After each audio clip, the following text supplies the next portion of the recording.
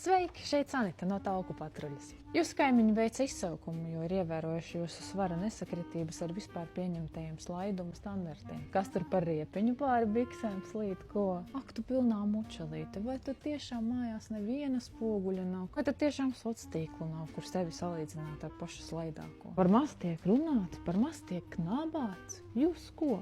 Dodiet šurpu man to maizīti. Jums no pārtikas vispār būtu jāturās pa gabalu, civē nastīt mīļā. Visu var, ja labi grib. Galvenais, ka mēs ar šo esam mierā. Ar jūsu mieru tam nav pilnīgi nekāda sakara. Mēs Tauku patruļā bieži esam dzirdējuši dažādus mītus, galvenais, lai es pati jūtos labi, kilogrami nenosaka manu vērtību un tā tālāk. Bet redzīgas acis šādas muļķības neaizmālēs. Īsti labi nebūs nekad, tas tā informācijai. Ar neapbruņot aci tāpat varēs redzēt, ka te padusītē kaut kas karājas vai zodiņš ir tā labi noēsts. Labi!